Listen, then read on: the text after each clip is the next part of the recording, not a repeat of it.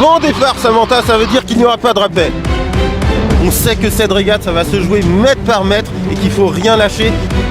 Dans quelques minutes, vous allez pouvoir suivre l'arrivée des 17 duos 100% mixtes encore en course ici devant le port de Gustavia à Saint-Barthélemy. Regardez, il y a beaucoup de traînées derrière, vraiment c'est magnifique, le bateau a déjà mis une quinzaine de longueurs d'avance à ses concurrents. Ils ont pas de taille diplomatique.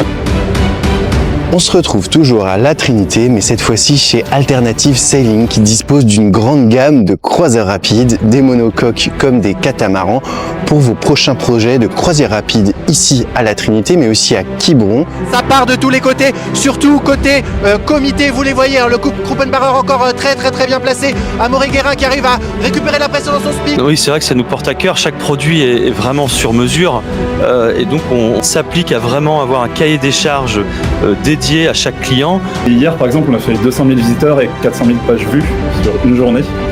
Et là il y a un empilement de bateaux qui arrivent, ça crie un petit peu, là ça va être un peu la guerre. Ça va être l'occasion de se chauffer la voie, en tout cas bravo à Quentin Vlaminck et Audrey Augereau qui n'avaient pas forcément pris le meilleur départ et qui ont réussi en poussant à fond à se recaler.